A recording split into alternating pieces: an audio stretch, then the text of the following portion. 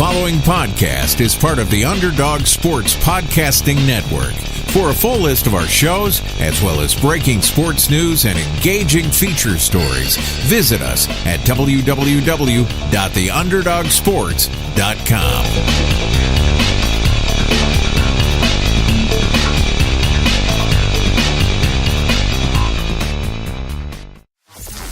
Talking around the bases with Ryan Carter and Logan Smith.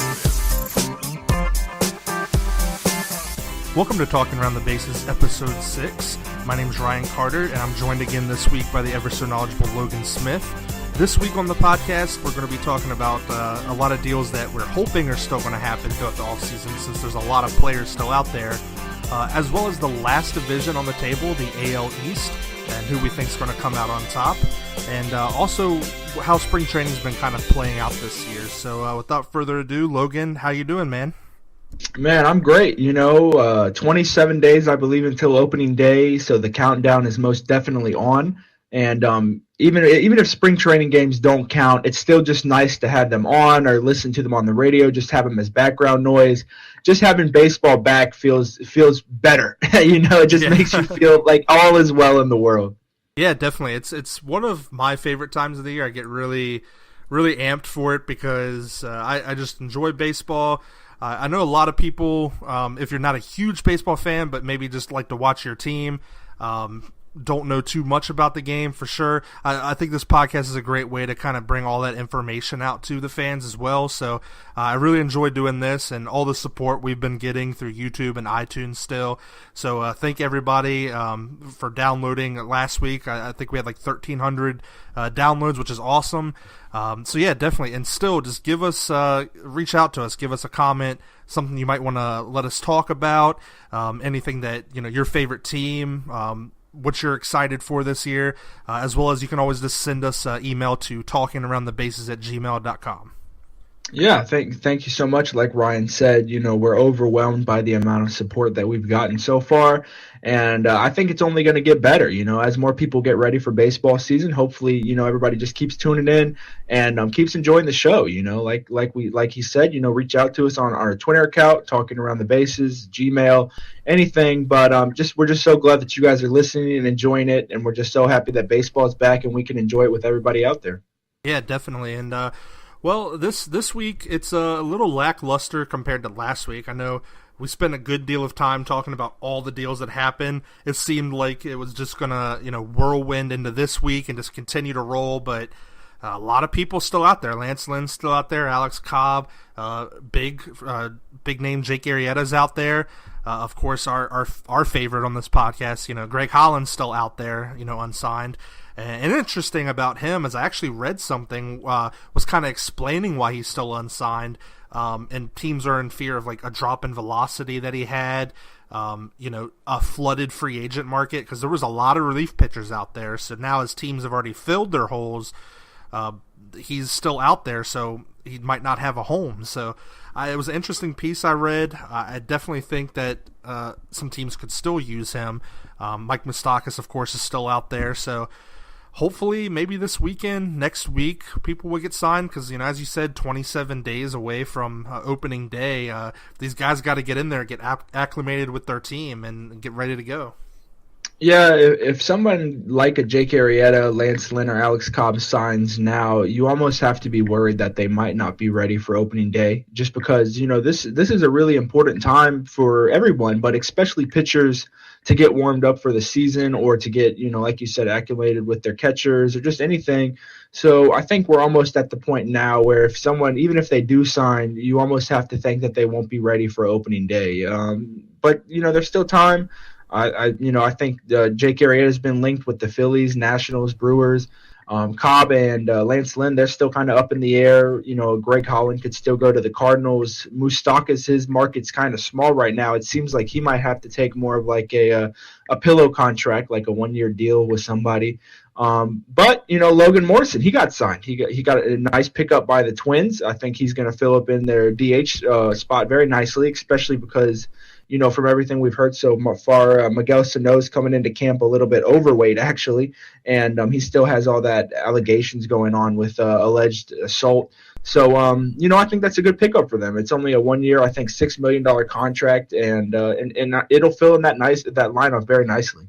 Yeah, and he is a guy that has some pop. I do like the Logan Morrison pickup. Definitely, especially with the Miguel Sano stuff going on. Another guy's Lucas Duda going to the Royals, so that's a nice pickup for them since they missed out on the Eric Hosmer sweepstakes. And Duda's always been that guy, especially whenever I played daily fantasy. Is one of those guys that I used to pick at first base because he could, had nice pop, can hit some doubles. We'll see how it fits into the rebuilding Royals team, but definitely a good pickup there as well. Well, I think since it's a 1 year contract, they're really just hoping maybe that he performs pretty well in the first half, and then they can flip him for a prospect at the deadline.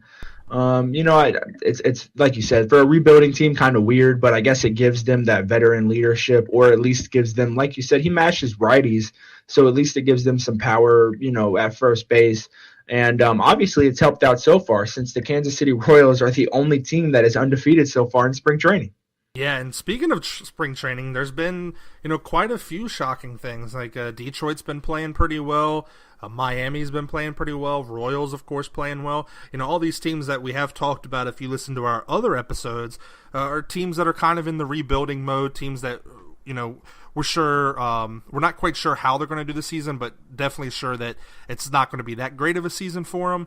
But who knows? Like we always say, baseball's anyone's game. I mean, they could put it together and just come out of nowhere. So definitely been an interesting spring. Some notable stuff, of course. Ohtani had his first game pitching, which, went really well. Of course, my Baltimore Orioles getting blown up every game. So we might need 55 pitchers this year, for all I know.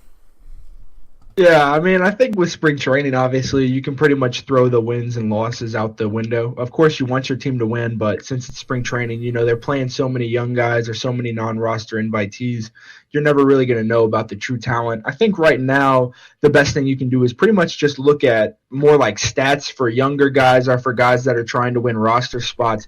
Like you mentioned before the show, Miguel Andujar, who was probably going to be sent down for sure since they picked up Brandon Drury, he's killing the ball this spring. I mean, already has 4 home runs, hitting at a 429 clip so far. So if somebody like that can keep it up, I think it just proves, maybe even if they don't make it right out of spring training, it's at least going to give them a better spot to be called up early into April.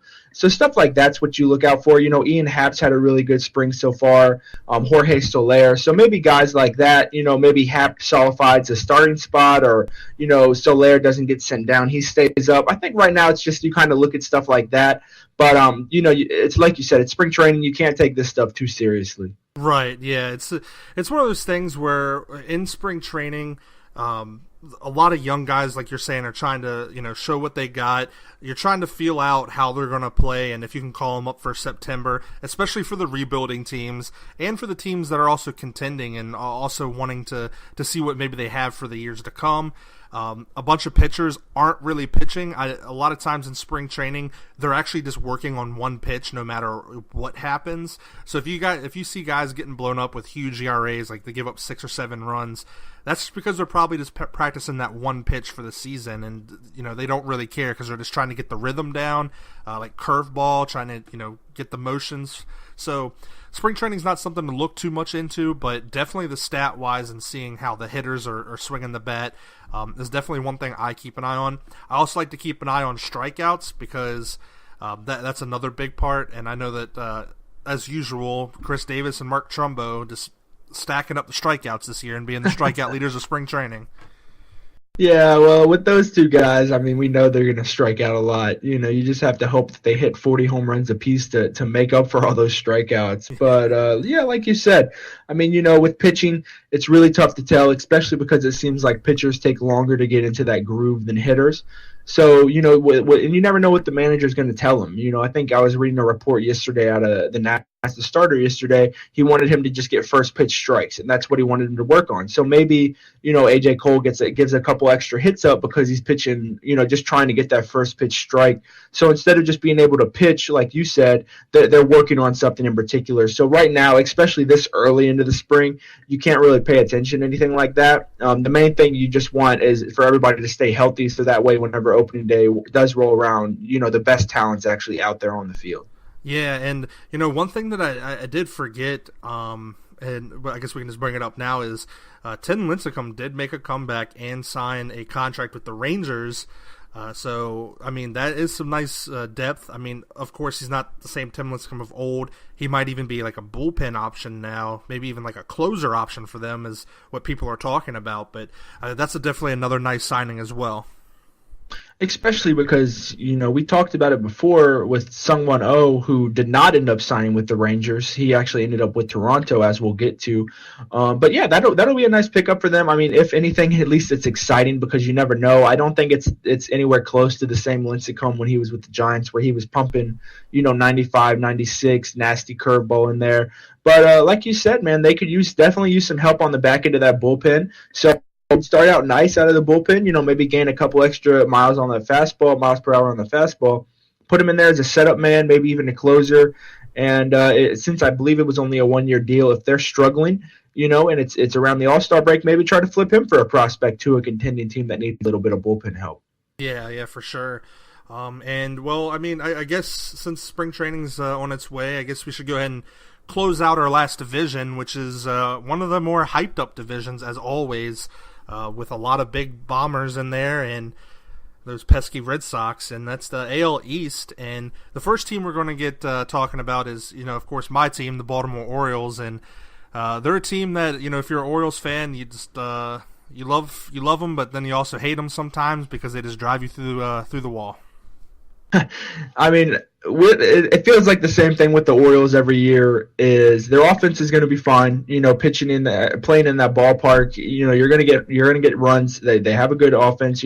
Chris Davis, Mark Trumbo, Scope had an amazing year last year. Of course, this might be the last season of Machado in an Orioles uniform. Yeah. Tim Beckham was a really nice pickup for them, and Trey Mancini had a nice first half, second half. He had a good overall year for them coming out of basically the minors. So their offense is going to be fine. They're always pretty good as far as home runs, base hits, doubles. They don't really steal a lot. That's not really the Orioles' way. But obviously the thing you always have to look at with the Orioles is just if their pitching can hold up. Yeah, and it's interesting you say that they don't steal a lot. It's not the Oriole way. The Orioles in the last 3 seasons have come and did last in stolen bases, and I feel like if you take all 3 years of stolen bases and put them together, I don't even think it eclipsed 50. It was just it's terrible. They don't steal at all. It's ever since the Earl Weaver days that people talk about is you just get some walks on base and then hit a 3-run home run. And yeah, exactly. They're always hitting home runs. They're always in top 3 the last couple of years. They went through that stretch of having the home run leader those years and Chris Davis, then Nelson Cruz, and then Trumbo. So it's always one of those things that they're definitely going to score you a lot of runs, but the pitching has just got to do something better. And last year, their pitching was awful. They were dead last in almost everything. ERA, whip, walks, hits, home runs. The only thing they did well is they did strike out some batters. But it is a whole new team. They don't have they don't have Ubaldo Jimenez anymore. They don't have Wade Miley. They don't have a lot of those guys that were bloating up the ERAs. However, they just really don't have anyone else. They did re-sign Chris Tillman, as we talked about. They had Andrew Kashner, so they're going to really have to rely on Bundy and Gosman to take even another step forward since, they're the 4th overall draft picks back-to-back of 2011, 2012. And, I mean, they pitched well last year. Not great, but well. And if they're going to contend in this division, the pitching definitely has to hold up. Yeah, last year, in the second half, Bundy and Gosman both finished as top 25 pitchers in the second half. So that was, that's good. You need that to continue for the whole year. Bundy, obviously you need him to stay healthy. As we were talking about before the show, Hunter Harvey, one of their top prospects who can't seem to get out of that injury bug. If he could stay healthy, he could be a really nice call up during the year. They're obviously going to be without Zach Britton for, I believe, up until at least June. And he's one of the best closers in the game whenever he's on. So, they're going to have to piece that together with Brad Brock, Darren O'Day, and Michael Gibbons. But, it's still a nice back end of the bullpen. Of course, you wish Zach Britton was back there, but you're not going to have that for a little while. I think it's their catching spot's going to be really exciting to see how much they let prospect Chance Cisco play. He's one of the top prospects in the Orioles organization, so he could get some run this year, only 23 years old. Tim Beckham was a really nice pickup, former, I believe, first overall draft pick by the Tampa Bay Rays. He came over and really seemed to hit well in that ballpark. Like we said, Scope, he's going to be solid. He had a good year last year. I think played almost every game. Adam Jones, I believe he's in the last year of a contract, so it's going to be an interesting year for the Orioles just because you could see guys that are basically the faces of that franchise in Machado, Jones, Britton. It's going to be interesting to see how many of those guys they can bring back. If they start off slow this year and it's near the deadline, I wonder if they'll try to package any of those guys for younger pieces or prospects. So I think the Orioles could have a really interesting year. Like you said, they don't really ever project very well, and not a lot of people pick them. I think this year it's going to be hard just because that division is one of the best in baseball, in my opinion, especially up top with the Red Sox and the Yankees. So I think it's going to be a tough year for the Orioles. If they want to get anything done, it's definitely going to their starters are going to have to step up. Yeah, and here's the problem with the Orioles. They don't have a bench. They don't have any starters if someone gets hurt. They, of course, if they don't trade Manny Machado by the trade deadline or don't sign him to an extension, which there's no way the Orioles are signing him to an extension. If they do, I don't know what I would do with myself. I'd be happy, of course. Machado is probably one of the best players I've ever seen on the team in the last decade or so, almost 20 years or whatever since Cal. But I mean, they're not going to re-sign him. And if they don't trade him by the end of the year and get nothing for him, then it's a waste. Because even if they would have just traded him off for a little bit or whatever people were offering, I mean, everybody was wanting Machado at the winter meetings, and they didn't budge. They didn't trade him. So I feel like if they would have done that, got at least one good pitcher, I would have been happy with that. I mean, they have Ryan Mountcastle, who's a shortstop by nature, but they are putting him at third base. Who's a really good prospect for them. So they have someone there, not as good as Manny, of course, but they at least have someone once he moves on. Now, the big problem is Austin Hayes, who's one of their top prospects as well, played really well last year at the end of the year when they called him up. He was probably going to see some time in right field. Now, I know they got Colby Rasmus, so Roster Resource does say that he's projected to be their right fielder, but I see it more of a platoon. Austin Hayes has got injured this spring training, so he may not be ready for the first month at least. So I'm wondering if maybe they're looking at guys like Carlos Gonzalez or maybe someone else to put in there, because their biggest need was starting pitching, which they kind of patched up, and a left-handed hitter, which they haven't really addressed too much. I mean, Rasmus is a left-hander, but he's a guy who's just kind of working his way back in because he's, injury plagued through his career. Not as good as he was whenever he was originally with the Cardinals. So we'll see how this year goes. I definitely think that they're going to be better this year than last year, just because of the starting pitching upgrades. I mean, a lot of people I know probably don't like Cashner, but I mean, he's a huge upgrade compared to what they had last year.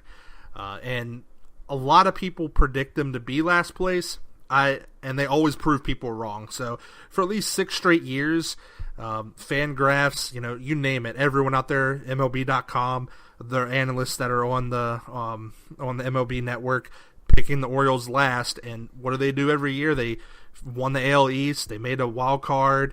They won a wild card. They made another one. Last year was the only year that they actually finished last when predicted so. Yeah, I mean, it's going to be an interesting year, like we said. I mean, I was surprised by the Kobe Rasmus signing, but, you never know. I believe it's not even a roster invitee, so it could work out for him. Lefties obviously mash in that ballpark with the short right field porch. So, I like you said, I was surprised they didn't go after maybe a Cargo since, I mean, we don't know what his price is, but since he's still not signed with anybody, it probably can't be too high. I would have loved to seen Austin Hayes, like you said, only 22, get a chance. But that they went a different direction for now. Maybe they just didn't feel like he was ready, or they wanted to give Rasmus a shot. So this team, it's going to be interesting. I mean, I don't really know what else to say. That starting pitching really does worry me in that ballpark. And like you said, you don't really have a whole bunch of healthy guys. Tillman, he missed some time last year. Cashner seems to miss some time every year. Bundy, obviously, he was good last year, but still, you're worried about innings with these guys. And if something does happen with them, you don't really have much to go to in AAA, AA to bring up to fill in those spots. So maybe they'll still make a signing. Maybe if Lance Lynn is cheap and they can get him on almost like a Nelson Cruz contract, 1 year $7 million, 1 year $9 million, something like that, I could definitely see them going after him. But other than that, I mean, I think they will be battling it out for last place in the division, just because I'm worried about and I mean, I'm worried about their starting pitching. But you never know with that team in that ballpark. Maybe they'll win a whole bunch of 9 to 8 games. Yeah, I mean, the starting pitching, obviously, it's kind of a shader over top of it. Anyone who doesn't really follow the Orioles a lot will look at it and be like, I mean, it doesn't really jump off the page. I mean, I'll be honest with you. They got 4 starters. Their 5th starter is not going to be good. Right now, Roster Resource says it's going to be Gabriel Yano. That's not correct. And it's probably going to be Nestor Cortez, which is the Rule 5 guy, unless they get a guy like Lance Lynn. Now, in a perfect world, that would make me happy, of course, and probably other Orioles fans, hopefully, is Jake Arrieta reunion, maybe, if there's no hard feelings. They're not going to sign him, of course, because they don't want to pay out for pitchers, because they just never do that, I guess until the team is sold or change of ways. The last big pitcher they signed was Jimenez, and we see how that turned out. So, get a guy like, Arrieta or Lance Lynn. I'll take a Lance Lynn, definitely. And sign a guy like Carlos Gonzalez, and also sign Jonathan Lucroy. That would make me happy. Yeah, I mean, the Orioles seem like a team that whenever there is a free agent bargain out there, they're not afraid to jump in. So, it wouldn't surprise me if they did try to do something like that. Maybe a whole bunch of 1-year contracts, and maybe it seems like a lot of teams have done this offseason, make them very incentive-based. If Cargo hits 30 home runs, he gets an extra $3 million or stuff like that. You could always toss in there. And that would definitely excite me more, just because I think this team doesn't have any depth to go along with, some thin spots. Like you look at, like you said, at catcher spot, Caleb Joseph's a decent backup, but you don't really want to have to rely on him if Cisco doesn't work out. Maybe a Lucroy would take some pressure off of everybody. A Lance Lynn would obviously make everybody bump down one. So then you're looking at Tillman as your 5th starter, which, he's had a couple of good years for the Orioles before. If anything, at least he's, always going to seem to go out there and try to at least pitch up to, 150 innings a year. So that would definitely help out a lot. But just by the team we're looking at right now, it definitely does bring some concerns. Yeah, I agree. But, I mean, I have faith in Jonesy. Adam Jones, my boy, of course, biggest deal ever in Orioles history, where we just highway robbery the Mariners and get Adam Jones and Tillman for Eric Bedard, who just was non-existent anymore. But he holds the team together. I think this year it all depends on how well they can mesh as a group. So, I mean, right now they have Davis and Trumbo hitting 6th and 7th, which is kind of ridiculous, and it could be true because, I mean, Scope last year had an amazing year. You have Machado. Beckham's probably going to be your leadoff guy. Jones usually hits 4th, and then you have Trey Mancini, who was, top 3 of Rookie of the Year last year, of course, to be beat out by, some dude named Aaron Judge. But I think that I think the Orioles, I don't think they'll make the playoffs, unfortunately. I hope they do, but I still have them maybe finishing 3rd. Yeah, I think I'm going to put them at in between 5th and 4th. I'll decide later on as we spend more time on other teams. But now we can talk about who actually won the division last year. Most people might not remember that because they didn't really do too much in the playoffs against the Houston Astros, but that's the Boston Red Sox. Yeah, Boston, they snuck a division win out there, and the last couple years for Boston has been back and forth. They have, been okay, they've been god-awful, and then they, won the division, of course. So I'm not a huge fan of the Yankees and the Red Sox, I'll tell you that, just because of how they work, how they kind of go out there and just throw their money around. Don't get me wrong, they have the money to do that, of course, and I choose to follow the Orioles, so it's my own doing. But one of the guys I like on the Red Sox team is one of my favorites, is Jackie Bradley Jr. I love that guy to death. He is amazing. I don't know how much time he's going to have this year, of course, with the J.D. Martinez. I think J.D. Martinez is going to see a lot of DH, which they have him scheduled that way, but their lineup is kind of scary. Mookie Betts, Andrew Benintendi, who, of course, was a top 3 in that Rookie of the Year as well last year, Hanley Ramirez, first base, J.D. Martinez, Rafael Devers, Xander Bogaerts, Christian Vasquez, and of course Eduardo Nunez, who they re-signed. And that lineup is scary. Yeah, I really like the lineup. You've got Mookie Betts, like you said. He was a 12th best overall player last year, and he's a superstar. Obviously, they needed J.D. Martinez. That fills that lineup in really nice. They'll slot him in at DH, so we'll have to see how he adjusts to that, because I think he usually plays right field.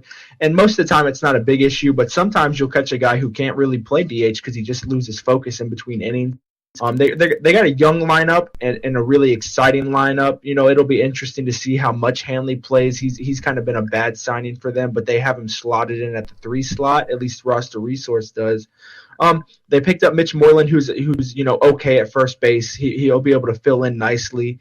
But the main thing is, when you look at it, their rotation is, in my opinion, at least the top 3 or 4 are really good. You've got Chris Sale, who I think was one of the best pitchers in the league last year. Roster Resource has him as the best pitcher overall last year. David Price was a big free agent signing for them, and he kind of had some issues. Pitched well out of the bullpen down the stretch last year, but you got to make sure he's healthy. Porcello won a Cy Young. I don't want people, maybe that was maybe Verlander's Cy Young, and Porcello kind of snuck in there and stole it from him. But he was, he's an okay pitcher, solid number 3 or 4. And Pomeranz, who was really good for them last year, just needs to make sure he can stay healthy. The 5th starter right now, they have Brian Johnson, who's kind of just, whatever. They might have to figure something out there. But, of course, it all fills out nicely. And when you have probably the second best closer in the game in Kimbrel at the back end of that bullpen, it's a nice team. Yeah, and the 5th starter is, either going to be a toss-up, Eduardo Rodriguez and Stephen Wright, both doubtful for the start of the season, both recovering from knee surgery, coincidentally. And both those pitchers are pretty good. Of course, Stephen Wright, the knuckleballer. Of course, knuckleball is not something that's, sticking around too much. There's not really many left in the league. Of course, R.A. Dickey's still unsigned. He may just retire. And Eduardo Rodriguez, who was a Baltimore that we traded over to him, a Baltimore Oriole, and he's pitched okay for them, not great. I definitely think that their rotation is one of the better ones in the league. I think their top 4 are all really good, with the exception of like Drew Pomeranz. I think all the other 3 are basically Cy Young winners or runner-ups or in the top 3. So each of them are really good. Their bullpen is one thing that I always think has been weak with the Red Sox. They do have Craig Kimbrel, who second best reliever last year. Of course, he was with the Braves and then went over to the Padres for a bit. So I think their bullpen is going to be a little shaky. I mean, they do have some good parts out there. I just don't think they're as dominant. The Orioles bullpen has always shown to be better, and of course, as we get into it, the Yankees bullpen is pretty solid as well with their back end 3. So I think the Boston Red Sox, it's going to be tough to compete with the next team we're going to talk about in a bit, the Yankees, but I definitely think that they'll get back to the playoffs with the lineup and pitching stat that they have. Yeah, I mean, the one thing with the bullpen that we have to remember is the past 3 years, they've each made a trade to try to help out that bullpen. They got Joe Kelly from the Cardinals. They traded for Carson Smith from Seattle. And last year, they traded Travis Shaw and a couple other pieces for Tyler Thornburg from Milwaukee. Those three guys, they haven't been able to stay healthy, and they were all good whenever they were actually out there. So this year, maybe if all three of them can stay healthy, or at least two of them, maybe a Thornburg, Carson Smith. I mean, those are some really nice pieces, I think. Of course, it doesn't, like you said, I still think the Yankees bullpen will be better, and we'll talk about it. But I think that could be a nice improvement for the Red Sox bullpen. We said the rotation is pretty good. We can't forget about second baseman Dustin Pedroia, who is going to come back hopefully by June from knee surgery as well. And he's kind of the heart and soul of that team ever since David Ortiz retired, and even maybe before then. Jackie Bradley Jr. defense is going to be amazing. They still have young guys with Betts and Benintendi. The outfield's really nice. The lineups finally got some pop with JD Martinez. It's going to be interesting to see how third baseman, he's only 21 years old, Rafael Devers does for him. He's kind of been iffy on the field, usually has a good bit of power. I believe he was one of the only players last year to hit a lefty-lefty home run off of Aroldis Chapman, and that was when he was 20 years old. So, they're going to put Pedroia back in there. I really like the pickup of Eduardo Nunez in case somebody struggles like a Devers or Pedroia is not fully healthy. They can kind of slide him in there. Overall, I really like this team. Of course, if at the deadline they have a glaring weakness, like you said, they're not afraid to spend money, so they'll go after some pieces if they have to. I think it's gonna be a good year. I agree with you. I think they're gonna make it back to the playoffs. Yeah, and one of those things about the Red Sox every year is they do play hard. Like I said, I'm not a huge fan of the Red Sox, but it'll be interesting to watch some of it this year, see how it kind of plays out. I definitely going to try to. I want to see what they're going to do when Dustin Pedroia comes back. I'm just not sure where they're gonna slot him in. And of course, I said last week, we don't talk about managers much on this show, but this is the one week I did want to talk about managers because this is a team that has a new manager in Alex Cora, who you may know him as played with the Red Sox, Houston Astros, bounced around, and it's going to be interesting to see how well he does because managing is a big part, doing the shifts, setting the lineup, playing the matchups, working your bullpen, thinking of those type of matchups, and it's going to be interesting to see how well he does this year. Yeah, I think the funny part about this division and managers is the two teams that finished first and second last year got new managers, and the Orioles, Rays, and Blue Jays all kept their managers. So that's kind of a unique thing. But yeah, just to get into, just because I feel like I don't know if he's appreciated like a superstar, I just want to talk about Mookie Betts for a second, man. This guy had a great year last year. Some people might say, oh, well, it was kind of down because he only hit 264, but he had 24 homers, 102 RBIs to go with 26 steals. So, almost a 25-25 guy, played 153 games, and he finished sixth in MVP.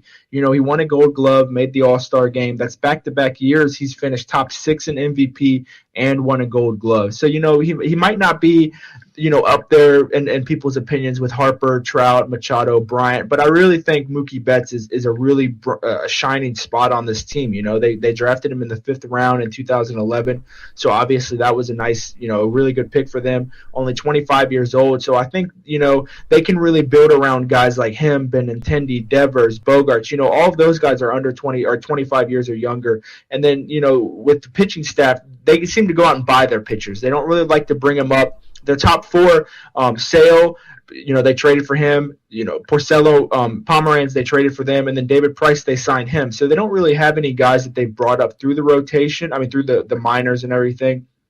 But that's fine for a team like this. Maybe they'll build the lineup up and then go and trade for the starting rotation or sign them in free agency. Because, like you said, the Red Sox are always going to be out there spending money. Right, and the interesting fact about Mookie Betts is I hate him. So, that's one thing that people can enjoy. But in all seriousness, he crushes the Orioles. So, every game he goes 4 for 4, hits a home run, bats .950 or something. So, it's one of those things. Is Mookie Betts, you're right, he doesn't get as much attention, and I think that's really showed whenever MLB put out their top 10 list. And I think in a week or so, maybe even next week, we might do our own top 10 list and who we think is the top 10 at each position in the league. And Mookie Betts, I think, got robbed in that because I think they had him at like 6th or 7th or way down the list, and he's just a great defensive player, hits the ball well. It's going to be a good years for the Red Sox if all those guys can stay healthy, and obviously with the J.D. Martinez signing, they're just going to be even better. But the one team that's going to kind of lurk around the corner besides the Orioles, of course, is the New York Yankees, who I don't really want to talk about them, but I guess we're going to have to. And they're the team that everyone, they're kind of like the Patriots of the MLB. If you're not a Yankees fan, people kind of hate them. And I mean, that's just because they win. They win a lot of World Series. They have good players. They have the money to buy the players, so they usually get all the players. And like we've talked about in previous weeks, they're above the luxury tax usually. This year they're not. And they've had a big offseason, and they got one of the best players in the league in Giancarlo Stanton, and they're going to pair him with Aaron Judge. So I think it's definitely a team that is young. They showed last year that they could hit the ball well. The big thing, obviously, is their pitching staff and if it can hold up. But I definitely think that they're going to give the Red Sox a run for the money. Pitching always beats hitting, of course, and I believe that they're not going to be as great as people think. That's just my opinion. They have three of the best power bats in the majors. They have the top two for sure with Aaron Judge and Giancarlo Stanton. And then you have the best catcher in the league, in my opinion, not talking really defensively as much as just offensively. But Gary Sanchez is a beast. All three of them are monsters. They probably each have at least, 45, 50 home run power. They have ace Luis Severino. Tanaka had a pretty good second half last year, but you're still kind of worried about his elbow. The rest of it, CC Sabathia is an okay, 3-starter, getting up there in age, almost 38. They picked up Sonny Gray at the deadline last year, and whenever he can actually, pitch, he's good. His big thing is he's got to stay healthy. And they have some prospects. Jordan Montgomery might be the 5th starter for now. If not, they've got Justice Sheffield, guys like that, Chance Adams, who all could get chances if that 5th starter doesn't work out for him. But I don't know how we don't just sit here and talk about the Yankees lineup, man. I mean, it's so good. You got Greg Bird, who was injured last year, and they actually, Roster Resource has him projected to hit 4th just to break up the right-left in the lineup.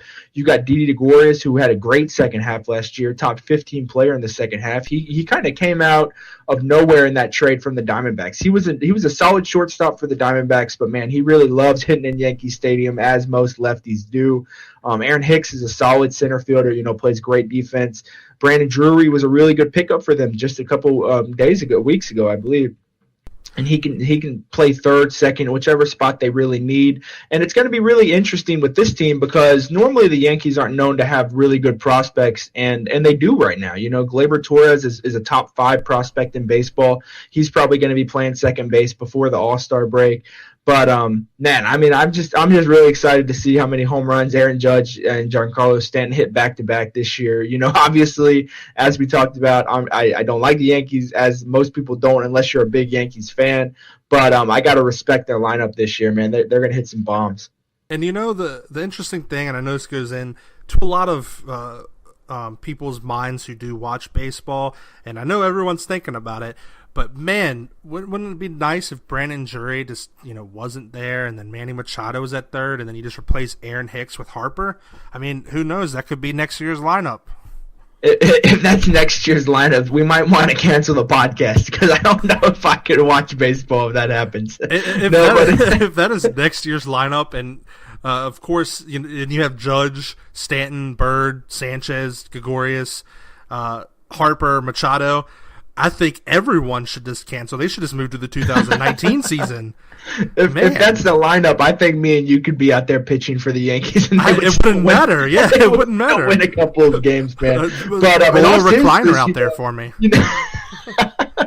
In all seriousness, you never know what the Yankees could do. Honestly, as much as we joke about it, would it really be the most surprising thing in the world if they found a way to get Machado and Harper? It wouldn't shock me. I mean, I obviously that would probably go up there with the 27 Yankees as the best lineup of all time or one of the best. But yeah, that's like playing an MLB game. Yeah, exactly. That'd be like playing MLB The Show and just turning on whatever trades you want. Yeah. But man, even their lineup right now, not counting Machado and Harper, that's a great lineup.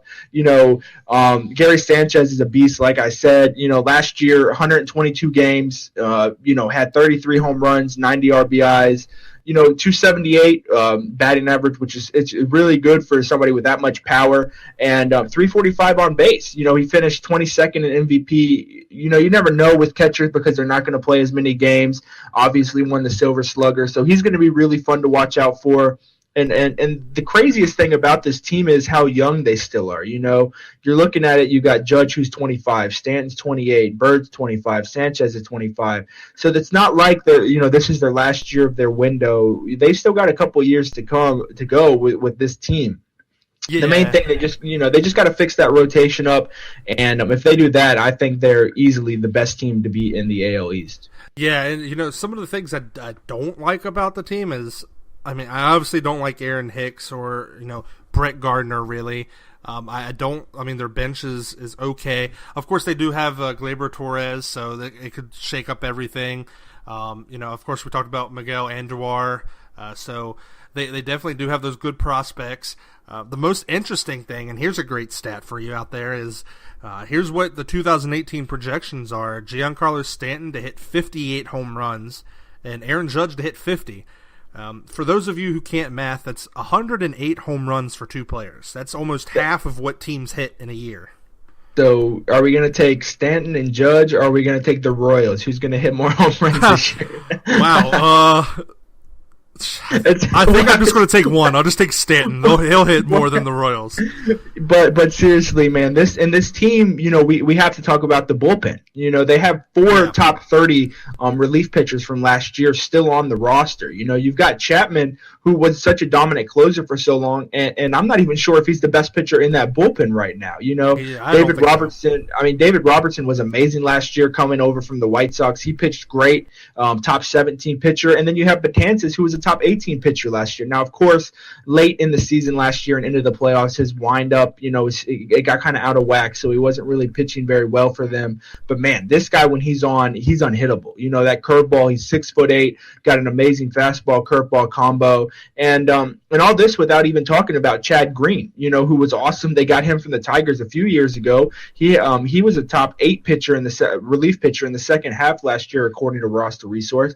And I've even heard rumors that they might try to stretch him out to make him the 5th starter. So, the nice thing is if their rotation doesn't go deep into games, when you have 4 or 5 really good relief pitchers like the Yankees do, it can really shorten that game up. You get your starter, just say, hey, go 5, go 6 innings, and the bullpen will take care of the rest. And obviously, like you said, they're going to score some runs. You got 108 projected home runs between the 2nd and 3rd spot in the order. As long as, obviously you're going to have strikeouts, which is going to, frustrate some fans sometimes whenever maybe there's a man on 3rd or 2nd, and they're just, instead of just trying to hit a single into right field, they're striking out because they can't hit home runs every time. But, man, this team, whenever they're on, it's going to be a fun team to watch, no doubt about it. Yeah, and that could be also a struggle. Is like that is a real thing in baseball is teams. If I was on this team, I'd be like, man, we're just going to crush the ball, and when I go up to the plate, that's what I'm going to be thinking. Like when I played baseball, a lot of the teams that I played with, I was like, man, our team's really good. These guys can hit the ball, and a lot of times it gets in your head. It's like, man, we're just better than this other team, and hopefully they don't have that type of mindset, because if you get into that lull, it's one of those things. Next thing you know, you're losing, and then you may not even be in the playoffs. Their lineup for sure is amazing. Their starting rotation, I just don't think it's good. Last year, I said that they wouldn't make the World Series. I had a bet with someone that they would not make the World Series. And like I said at the very first episode, they came close to doing so, which had me a little nervous because they played better than I thought last year. And a lot of it is just hindered on their starting pitching. Now, Severino, of course, he's a beast. Tanaka's is really good. Bringing back CC Sabathia, I'm not going to lie. I kind of wanted CC Sabathia for the Orioles since we were so light on pitching. But still, it's a 37-year-old CC Sabathia, and sometimes, some years, he just does not look good. Sonny Gray, of course, had an awful second half. Like, he was just not pitching well. And then their fifth starter, Jordan Montgomery, and he's young, so starting pitching may be an issue for these guys.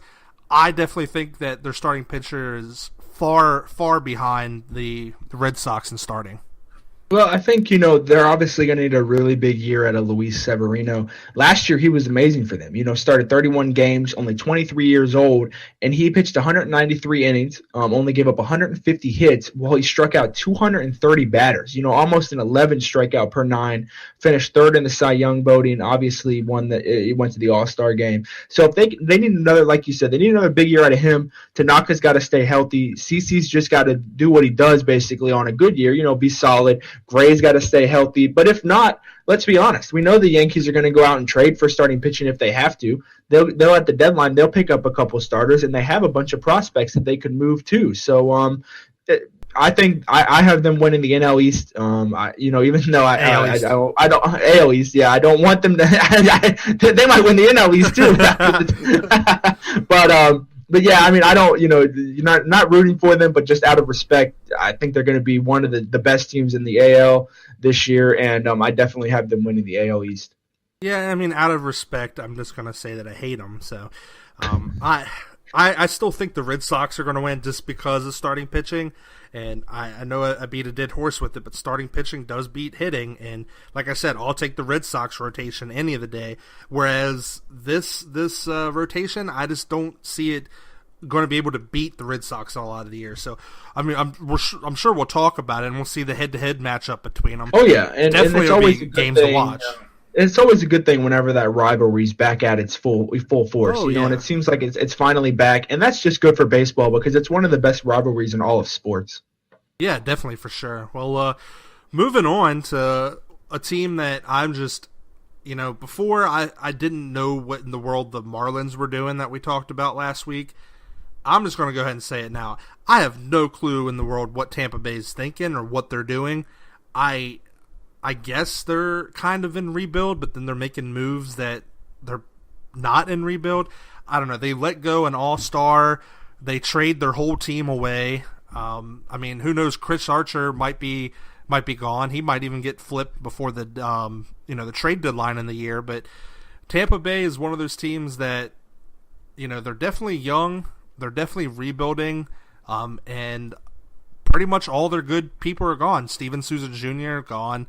Had 3.7 WAR. Logan Morrison, of course, we talked about him signing with the Twins. He had a 3.3 wins above replacement last year. He's gone. Corey Dickerson, they just DFA him. He's gone. Tim Beckham, of course, they traded him last year to the Orioles.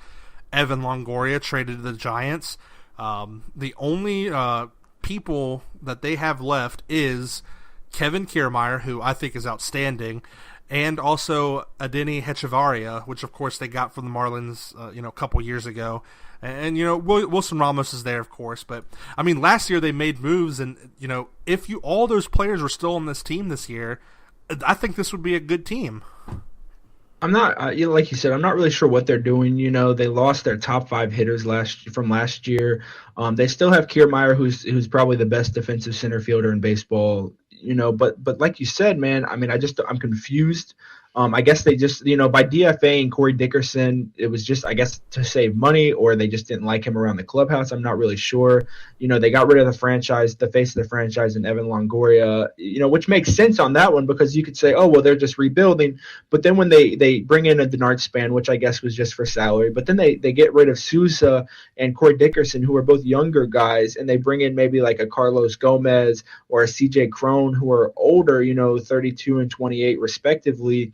It's just kind of confusing. I think this team still has some more pieces to sell off. It wouldn't surprise me if a Span, a Gomez, a Wilson Ramos are having good years and they get dealt. I'm surprised they still have Chris Archer. I mean, he's only 29, and he was a top 10 pitcher, top 15 pitcher last year.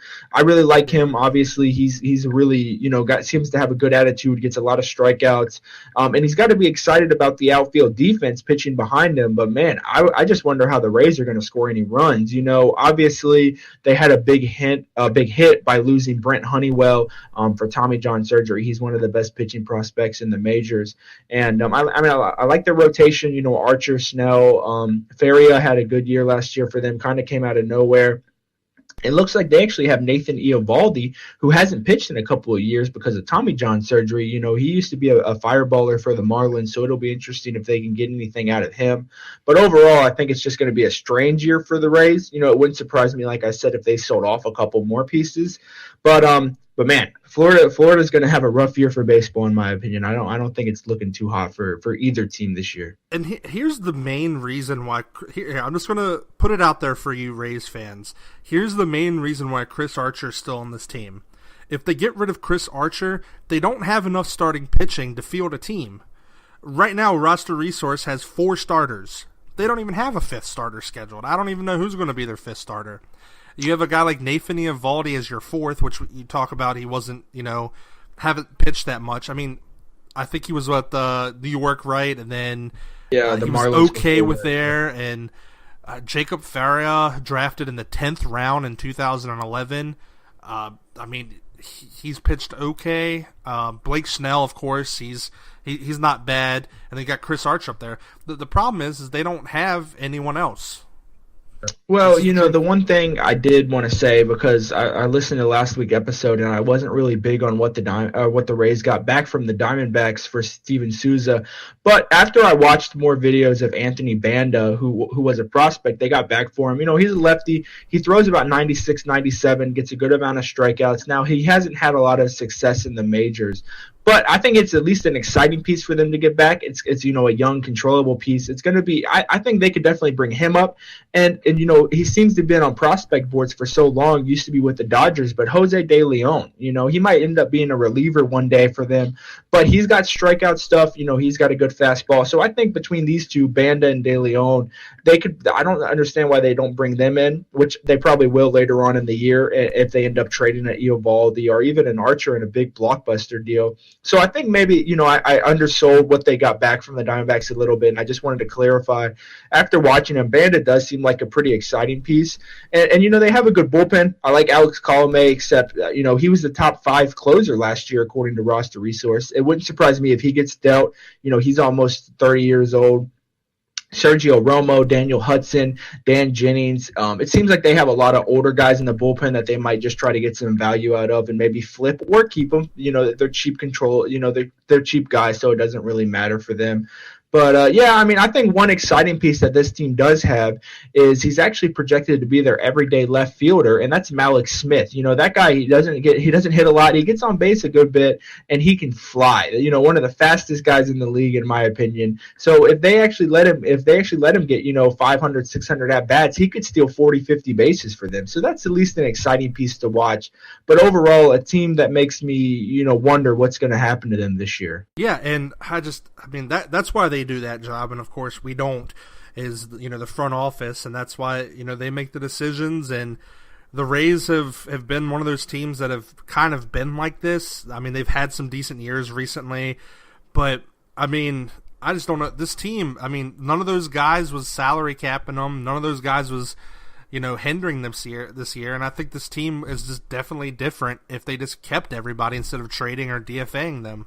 So I think what they're doing is they're just going to go full rebuild. They have a ton of good prospects. They have Brent Honeywell. Maybe he's just going to be the 5th starter, and they just let him go.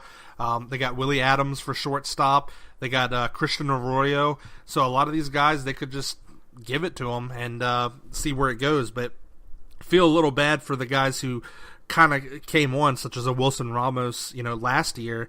Excuse me, I guess at the beginning of last year, I should say, to come to this team, because now, it's kind of just in full rebuild mode, and I'm not very excited. They're projected to hit almost maybe a tad over, maybe 10 or 20 more home runs than Stanton and Judge. Yeah, they're definitely going to be a small ball team. I think, maybe guys that can hit some singles, some doubles, definitely steal some bases with guys like Kiermaier, maybe Gomez, and Malik Smith, like I talked about. So, honestly, I think Tampa Bay, they're looking to get a new stadium. They don't have a very high attendance. Neither does, the Marlins, like we talked about. And you hate to kind of group those two teams together. But when they're almost going the same direction, it's hard not to. They gave up Jake Odorizzi, like we talked about last week, for an okay shortstop prospect. Traded away Evan Longoria for Christian Arroyo. it's going to be a rough year for them in my opinion. They still do have some interesting guys, but I don't think anything close to being able to compete with the Red Sox or the Yankees. Yeah, I mean, I don't even think they can compete with a minor league team. I'm sorry if you're a Reds fan, but I'm just ouch. I just noticed Brent Honeywell's Tommy John surgery recently. He's out for 2018, yeah. So now they're still in the hole. They don't have a fifth starter. I mean, who are you going to run out there on the fifth day? I mean, they might, they still have Matt Andriese, who's a kind of a long man for them, and he might get some starts. He had a couple last year. I mean, it's definitely the fifth starting spot's going to stand out until they decide to bring up some of those prospects. So, same thing with them. They signed Carlos Gomez on a 1 year, I think, like $3 million contract. It really wouldn't surprise me. They had Alex Cobb last year. They could get a 1 year, $5 million thing. Same thing we talked about with the Orioles, and maybe try to flip them if the price goes down far enough. But yeah, it's going to be. I mean, like we talked about, I think it's going to be a rough year for them. And honestly, I mean, it kind of stinks because at least you could have said before, well, at least you can go out there and watch, Evan Longoria. But now you can't even go and do that. Even that, watch Steven Souza. I mean, I'm not even a Rays fan, and this upsets me. Like, I just feel bad. I don't even know what they're doing. I mean, if they sign Alex Cobb, I officially have no clue what the Rays are thinking because they traded Jake Odorizzi away. They could have just kept Jake Odorizzi, and there's their starter. One thing people might not remember is they were actually just one game under being 500 last year. So it was, they were kind of competent last year. They finished were third. Awesome. Yeah, but I don't think that's going to happen again this year, in my opinion. But no way. I mean, it's a good luck this year, man. Good luck. Yeah, not a chance. I think that's it for the American League East, right? There's no other teams. It's just 4. Just 4 teams in this one. I'm not sure about that. Yeah. I guess we can talk about the Blue Jays. I mean, the Blue Jays, at least they don't have Jose Bautista anymore, which is a guy that, of course, if you're an Orioles fan or watch baseball or actually even a baseball fan, you probably don't like that guy unless you're a Blue Jays fan, of course. I don't even think Blue Jays fans liked him for all this attention he brought to himself. Of course, with the Rodin Odor. Was it last year, like 2 years ago, where they got that fisticuffs 2 years ago? Yeah. But, the Blue Jays, they I don't know really what to say about them. They have some good pieces. They, obviously they have Josh Donaldson, who's one of the better third basemen in the league. Troy Tulowitzki came over from Colorado. They picked up Curtis Granderson, which I think is an awesome pickup. I like Curtis Granderson. They also got Randall Gerchuk, so I think their lineup is decent. I just don't know if they can contend. They definitely have one of the better starting pitchers in the league in Marcus Stroman, but he has shoulder inflammation. He's questionable for opening day, so he might not even be pitching opening day. So that would probably leave it up to J.A. Happ, who, he's a pretty good pitcher. They picked him up from Pittsburgh in 2015. Their starting rotation, Aaron Sanchez, is a little iffy. He was hurt last year, had a horrible second half because he was just, had that, I think it was like a shoulder issue. And he had a blister, yeah. Blister, yeah, that's what it was. And he didn't even pitch really the second half, so I think their starters, if healthy, are definitely good. I like their starters. They got Jaime Garcia, of course, we talked about, and their bullpen.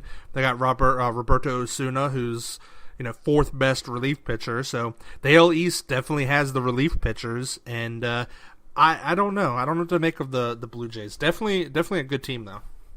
I'm not sure if this is considered a bold prediction or not, but I think they're going to finish last in the AL East. Wow, really?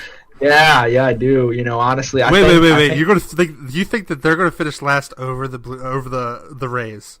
I guess under the Rays would be the proper under the Rays, sure. Yeah, I actually do. I don't know bold why. Prediction. Okay, I'll take that then. But I think they still, like you said, they have some interesting pieces. It'll be interesting to see how long they keep Josh Donaldson for. He's been in a lot of rumors this year. Troy Tulowitzki can't stay healthy, so I did like the 2 depth guys or utility guys that they picked up this year, young Hervis Solarte and Aledmus Diaz from the Padres and Cardinals, respectively. So I think they have some nice pieces to fill in because, unfortunately, Devin Travis and Troy Tulowitzki cannot stay on the field at all. Justin Smoke, he kind of came out of nowhere last year. He was a failed prospect with the Mariners, and last year he played in 158 games. He had 38 bombs with 90 RBIs and hit 270 with a 355 OBP. That came out of nowhere. I mean, he wasn't anywhere close to that. He had never had more than 20 home runs in a year, and he had 38 last year, almost doubled it. Of course, they have Kevin Pillar, who's a really good defensive center fielder. Like you said, they got Randall Greichek, who has really good power, could never really figure it out with the Cardinals, so it'll be interesting to see what he does. But honestly, I think the starting rotation, when healthy, is good. I really like Stroman. I really like Aaron Sanchez. But these guys just cannot, even Jaime Garcia, if you want to loop him in there, they can't stay on the field. Like we said, Stroman already has shoulder inflammation. He was supposed to be their opening day starter, and now we're going to have to wait and see because, like you said, he's questionable. Aaron Sanchez a couple of years ago was really good, throwing a really nice sinker, but he had blister issues last year and only pitched, I believe, 36 innings, so something around there. So it's not, J.A. Happ, Marco Estrada are both over 34 years old, so they're solid, but I definitely don't think you can count on them, and especially in a league, in a division like the AL East, where you're going to have teams like the Orioles, the Red Sox, the Yankees that are just going to crush the ball. Their bullpen's nice. Ozuna Zaruna, he's one of the best closers in the league. They picked up Sung-Won Oh on a failed deal with the Rangers. But other than that, I don't really love anybody in their bullpen. They have some really good prospects. Obviously, they had Vladimir Guerrero Jr. Obviously everybody remembers Vlad Guerrero. He's one of the top 5 prospects in baseball. They have Bo Bichette, who's a really good shortstop prospect. But yeah, I guess that's my bold prediction of the day then, because I do have them finishing last. I think the Rays find a way to battle it out with the Orioles. I'll have the Rays finishing 4th, the O's finishing 3rd, Red Sox 2nd, and then I have the Yankees taking the crown of the NL East. You know what? That is a bold prediction. The Tampa Bay Rays and their 4 starters beating out the Blue Jays. You know what? If that happens, I'll be impressed. I will be thoroughly impressed. I don't think the Blue Jays will finish last. I definitely think that they'll battle it out for 3rd with the Orioles. But you never know because, they kind of have the same team as last year, and they almost finished last in the league. They won by 1 game. The Orioles finished last, so I don't know about them finishing last. But yeah, you're definitely right. If all their players just keep getting hurt, they're not going to have any players to fill the team. The one upside is they do have some good prospects, and they could probably get more. I think Josh Donaldson will be traded before, maybe even before the All-Star break. Who knows? Maybe after. Definitely before the trade deadline, I think he gets traded. Yeah, I think, he'd be a really nice fit on a team like the Cardinals, maybe just a team looking for a 1-year rental. He's obviously one of the best third basemen in the league. Like you said, dude just hits mad home runs. I was surprised the A's gave him up, almost 3 years ago now it was. But yeah, I think they have some pieces that'll probably get dealt because I just don't see them being great this year. Wouldn't surprise me if Smoke gets traded, Donaldson, maybe even a Kendrys Morales. Like you said, with Curtis Granderson, if he has a good year, maybe they'll deal him, but I'm just not sold on the starting pitching and or the bullpen really. So yeah, I'm gonna. It's gonna be you never know with baseball, like we talk about, but just from what I'm looking at, I'm not in love with this team. Yeah, definitely, I could see that. So yeah, I heard what you were saying. I think Red Sox take the division. I have Yankees 2nd. I'm gonna go ahead and give it to the Orioles 3rd. I'm gonna say Blue Jays 4th, and then the Rays last. The Rays just look awful to me. I'm just mad at the Rays pretty much. I just don't know what they're doing. So that's what it boils down to. So I think Boston definitely wins the division. I know you got the Yankees, so I think that'll be an interesting match all year. Yeah, and the main thing is March 29th, that's when the games will actually start counting. That's when we'll find out, what all these predictions. And like we talked about, in a couple of weeks, I think the week before opening day, we're going to have our prediction show, where we're going to predict maybe each division again, just so everybody can have it clearly, who's going to win MVP, Cy Young, stuff like that. So that's definitely a show to look forward to. If anybody has any suggestions, these next 2 weeks are kind of going to be iffy. We're out of division division talk. So we're going to have to just find, hopefully some free agents sign, maybe some trades go down that we can definitely talk about. But as we talk about, if anybody has anything they want us to mention or talk about or go over better, please just let us know. We'd love to talk about it. Like I said, fantasy baseball, anything really regarding baseball, we love to talk about it, and we're more than willing to. Yeah, and definitely. And as the season moves on, we're going to mix in some fantasy baseball talk as well as just season talk, how players are doing, some scores, some games. Might think of some cool things to throw in there as well. But yeah, if any ideas, just let us know.